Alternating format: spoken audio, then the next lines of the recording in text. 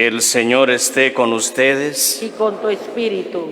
Lectura del Santo Evangelio según San Juan. Gloria a ti, Señor. Al atardecer de aquel día, el primero de la semana, estaban los discípulos en una casa con las puertas cerradas por miedo a los judíos. Y en eso entró Jesús, se puso en medio y les dijo: paz a ustedes. Y diciendo esto, les enseñó las manos y el costado. Y los discípulos se llenaron de alegría al ver al Señor. Jesús repitió: paz a ustedes.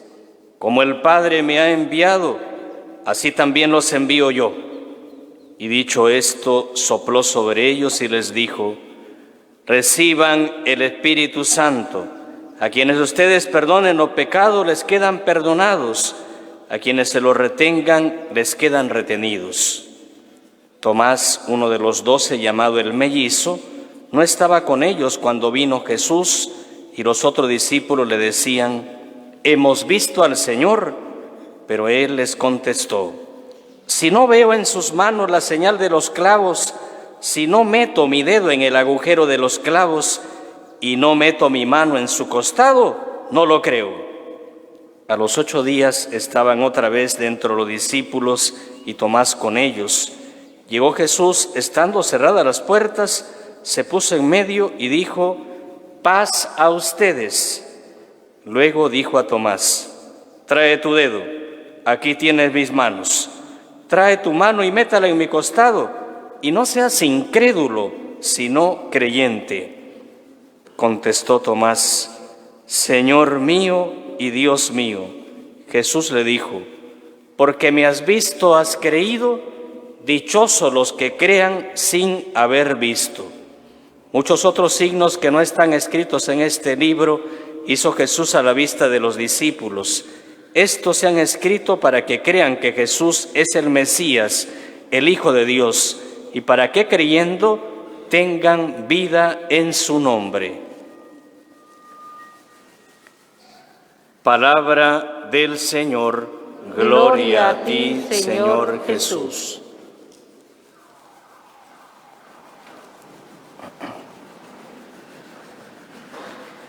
Muy estimados hermanos, hoy, segundo domingo de Pascua, celebramos esta gran fiesta en la Iglesia al Señor de la Divina Misericordia.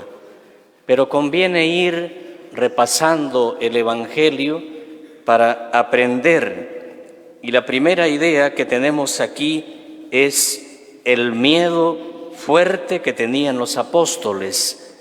Y ese miedo los lleva a encerrarse, a estar allí ensimismados, perplejos, sin saber qué hacer. Por eso el miedo es el peor consejero, porque no solamente lleva a encerrarse, después lleva a la violencia, a atacar, a no dialogar, a estar allí como herméticamente aislado. Y eso es terrible. Vemos que tenían miedo a que los maten, a correr la misma suerte que su maestro. Tenían miedo a la sociedad que los criticaba. Tenían miedo a las autoridades que los iban a capturar. Tenían miedo a dialogar con el mundo porque no los iba a entender. Pero Jesús no se queda con los brazos cruzados.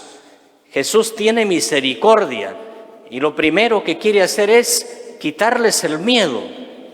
Por eso, por 3 veces va a decirles esta palabra que les invita a la seguridad, a la confianza.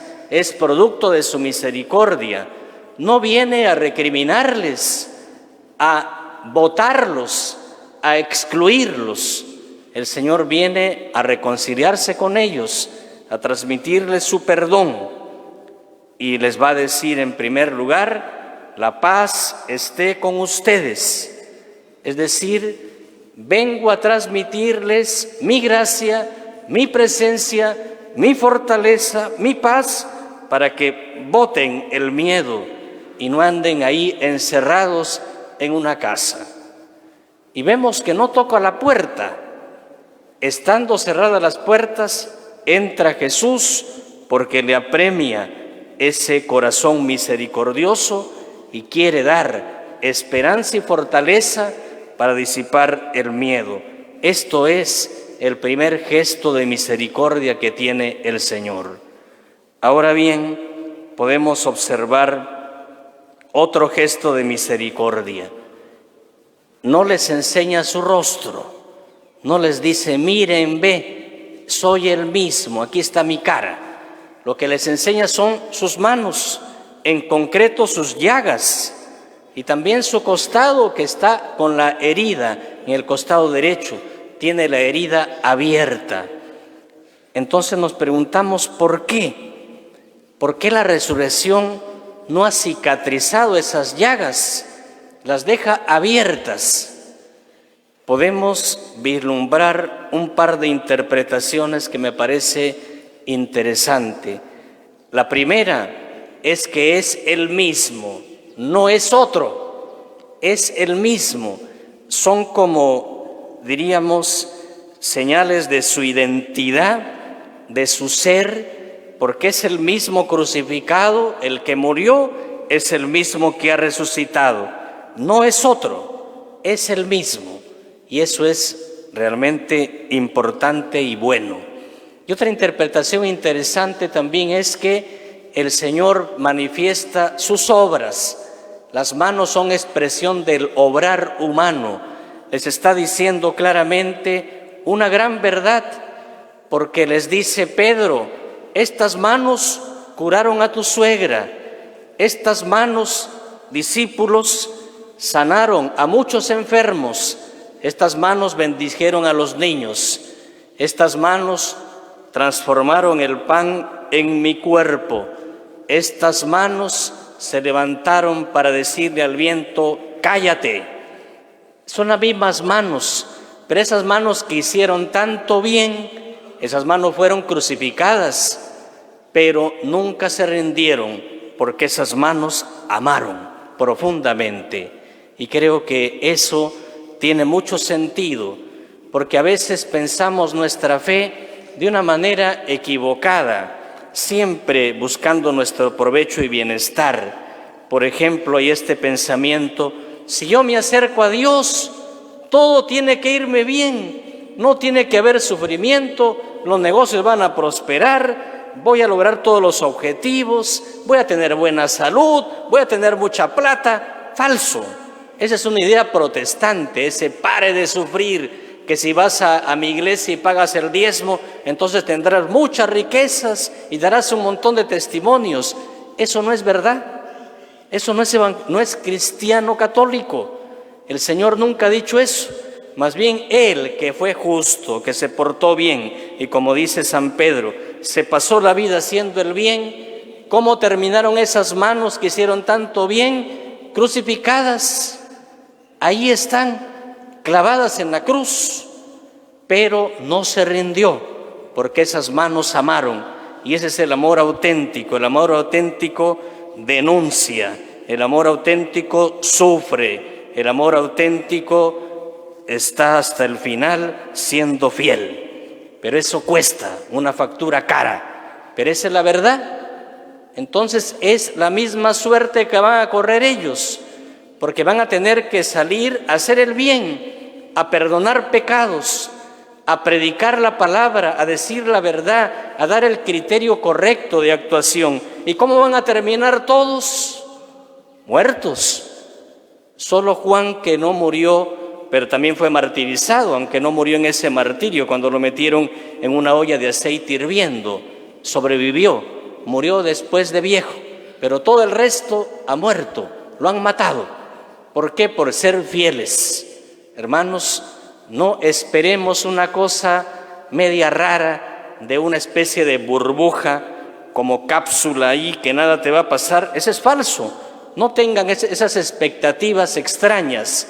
Estamos en el mundo y hay que ser fieles, y esa fidelidad va a denunciar con el comportamiento a las otras personas que viven en la oscuridad y va a fastidiar nuestra vida si somos fieles, porque la honestidad, la transparencia, la fidelidad, la verdad, a veces sacan roncha a una sociedad que no le importan esos valores, ni siquiera los desea, quiere colocar otros valores que para nosotros son antivalores, como la diversión, el entretenimiento, el pasártela bien, el libertinaje, el placer, etcétera. Todo eso está muy metido en la sociedad, y si vives fiel a Cristo, todo eso va a chocar contra esa corriente y vas a tener que padecer. Pero esa es la suerte del que es fiel. Pero no termina ahí la historia. Al que es fiel, el Señor lo premiará con la vida eterna, con la resurrección gloriosa, con la transformación personal para siempre. Esa es la gran recompensa. Pero ¿cómo termina el libertino? ¿Cómo termina el que hace lo que se le da la gana? En el infierno, quemado. Eso no es bueno. El final es fatal. Por eso, hermanos, aprendamos a ser fieles al Señor. Y tercer gesto de misericordia de parte del Señor. Les dice a estos discípulos que han sido cobardes, que están con miedo, que no quieren dar la cara, que se esconden. Les dice el Señor, después de transmitirles su espíritu con ese soplo divino, porque los está como recreando, les da ese poder de perdonar pecados en su nombre. A quienes ustedes les perdonen los pecados, les quedan perdonados. A quienes se los retengan, les queden retenidos. Esa idea evangélica de que ¿para qué tienes que ir ante un cura pecador o de repente más pecador que tú para que te perdone los pecados? No, tienes que arrodillarte en tu casa, si es posible en la madrugada. Ahí confiésate directamente con Dios. Nunca aparece una cita bíblica que fundamente esta idea extraña, no cristiana. La idea auténtica de Cristo es, así lo quiso Dios, Él se lo inventó, de que pecadores perdonen a otros pecadores. Cristo sabía cómo era su iglesia. No la ama a pesar de, sino la ama considerando cómo es para cambiarla. Por eso, hermanos, no nos equivoquemos. Existe el sacramento de la confesión. Allí se perdonan los pecados. Allí está la seguridad. Cuando el sacerdote pecador levanta su mano y dice: yo te absuelvo, no es él, es Cristo que está perdonando y está lavándote con su sangre y está derramando su misericordia. Te abraza con ese abrazo de perdón. Ese es lo correcto. Ese es el regalo de la misericordia del Señor para su iglesia. Pero vemos otro elemento también aquí. Tomás, el incrédulo, y a propósito lo llama aquí la palabra el mellizo, porque es mellizo también de los que dudan, de lo que les cuesta trabajo creer. Y de repente aquí hay varios mellizos de Tomás, que tienen muchas dudas, que reclaman por todo, que quieren que Dios les haga sus antojitos. Entonces, esos son mellizos de Tomás. Yo me preguntaba, Tomás, ¿por qué no cree? ¿O a quién no cree? ¿No cree que ha resucitado Cristo o no cree en sus compañeros y amigos que le dicen que lo han visto? A mí más me parece que es lo segundo. No creo que dude de Jesús porque lo ha visto hacer milagros, lo vio morir también y la forma como murió le impactó, pero lo dejó muy adolorido, muy desanimado. Pareció que se acabó Jesús de Nazaret, pero creo que lo que más le ha costado trabajo es creer lo que decían sus discípulos, sus amigos, María Magdalena. ¿Por qué? Porque lo abandonaron, lo traicionaron. Él dijo: ¿cómo voy a creer a estos que han sido cobardes, que no han dado la cara por su maestro? No les creo. Pero ha tenido que el Señor utilizar bastante misericordia con él y puso condiciones todavía. Si yo no meto mi dedo en el agujero de los clavos, si no meto mi mano en su costado, no lo voy a creer, no me insistan más. Terco. Y vemos aquí cómo el Señor a los 8 días, un día domingo también, el primer día de la semana, a pesar de que Él ya resucitó y se apareció varias veces, todavía tienen miedo. Y viene aquí Tomás, está con ellos, se fue de la comunidad, regresó, no sabemos por qué razón, pero está allí. Y el Señor le dice a Tomás, porque tiene que ser apóstol, la paz sea con ustedes, especialmente para Tomás. Y ahí va el reto, le dice, acá tienes las huellas, soy yo, acá tienes, mete tu dedo aquí, toca, no soy un fantasma, toca al costado también que lo han abierto con la lanza y de ese costado brotó sangre y agua, de ese costado brotó la misericordia, ven, toca.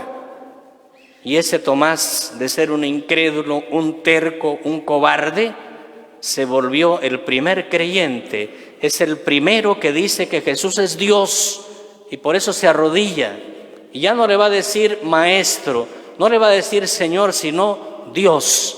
Y por eso le va a decir Señor mío y Dios mío. Y esa expresión ha quedado tan grabada en la mente de la Iglesia que la repetimos silenciosamente cuando elevamos el cuerpo y la sangre de Cristo. Le decimos Señor mío y Dios mío, porque esa es expresión de la misericordia del Señor. Hermanos, cuánto tenemos que agradecerle al Señor y cómo no pedirle hoy, en este día especial, que disipe, que elimine nuestro miedo con su presencia y con su paz. Pero abrámonos un poquito. ¿Cómo va a disipar el miedo si estás a cada rato con la televisión? ¿Cómo va a disipar el miedo si a cada rato estás con el teléfono horas y horas? O con la música. Y no le das un tiempecito para rezar, un tiempecito para leer la palabra. ¿Cómo va a poder perdonarte si no te acercas a la confesión? Y no digas que no hay confesión. Voy a confesar de 9:30 a 12. Así que ahí tienes el horario. Hoy, 9:30 a 12 estaré en el confesionario confesando. Así que no digas que no hay horario. ¿Cuándo confiesa el Padre? Hoy, 9:30 a 12. Y de 7:30 a 8:30 estaré confesando. Ya, así que no hay excusas. Acerquémonos para que el Señor nos lave con su misericordia, para que disipe nuestro miedo, nuestros traumas, los complejos, esos vicios. El Señor quiere vernos libres, quiere derramar en ti su misericordia. No le pongas obstáculos, no seas terco o terca. Anda al Señor y se alegrará tu corazón con su misericordia. Así sea.